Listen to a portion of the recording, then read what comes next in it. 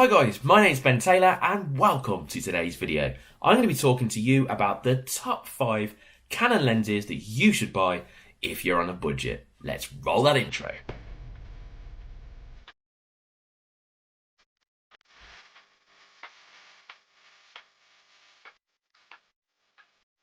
The first lens to make today's shortlist is the Canon 10 to 18mm.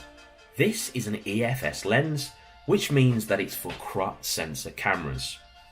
Now, the great thing about this lens for me is it's lightweight, which means you can carry it around in your bag and it's not going to add any extra weight. Now, this lens comes along with Canon's stabilizer, which is particularly good when you're taking pictures handheld. This means that you're less likely to get camera shake. This lens comes with an aperture of f4.5 through to f5.5, which is not particularly low, and it does mean that you're probably less likely to get any bokeh. But it does also mean that you will get a nice wide angle shot and get everything in your frame.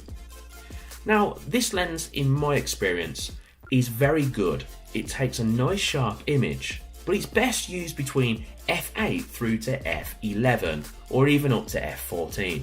When you start going lower in the aperture numbers, you do get a little bit of softness around the edges. I do recommend this lens for anyone that wants a wide angle lens for landscape photography. And to add to that, if you're a vlogger, it's perfect for getting your whole face in the picture. Okay, so this lens is around £200 and I'd give it about an 8 out of 10. The next lens on the list is a lens I'm very fond with, and it's also fondly known as the pancake lens. This little 24mm prime lens from Canon is also part of the EFS range, which means that it's going to be part of the crop sensor cameras. Now, this actual lens would fit pretty much anywhere. Look at the size of it. And what's particularly good about it is the image quality. It also comes with an STM focus, which means it's quick and it's quiet. Also, this lens has an aperture of f2.8, so you will get a nice bokeh with this lens. It's great for video and it's also great for landscapes. It's also a very good lens which you can just take around and take random pictures of.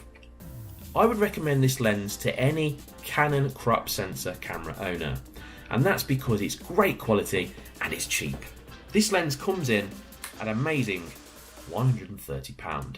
Let's take a look at the next lens. This is a very popular lens with a lot of Canon camera owners, and this is the Canon 50mm f1.8 STM.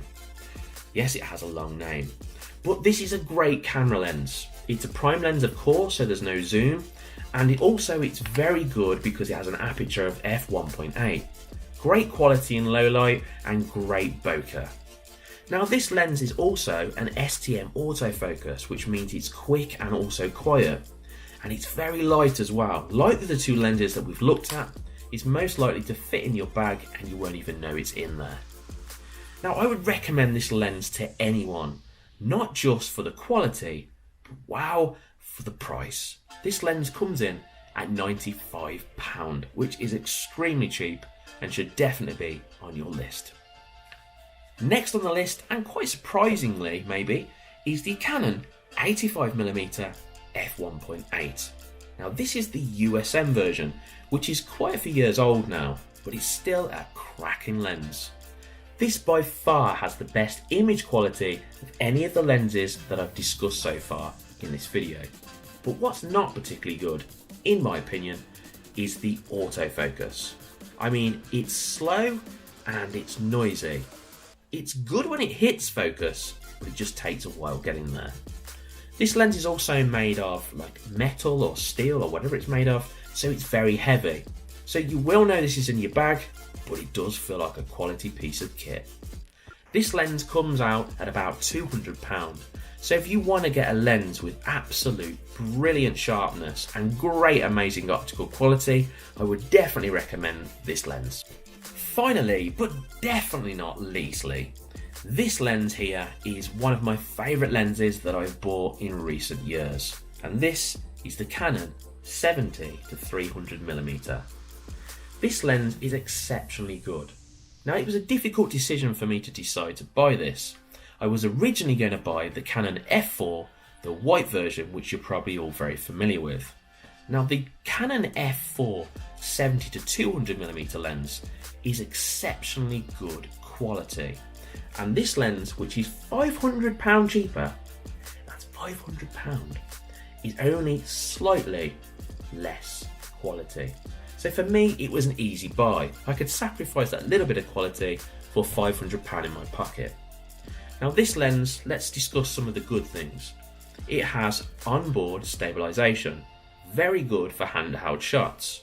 It also has a different little mode button here, which you come with a little digital screen. Now, I'd like to say that that has some uses, but really it's just a gimmick. It doesn't really do anything. But what's exceptionally good about this lens is the quality.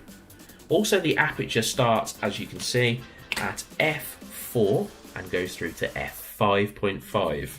So it's not an incredibly low aperture, but as you know, shooting with a long zoom lens like this, you're going to get a bokeh in the background anyway.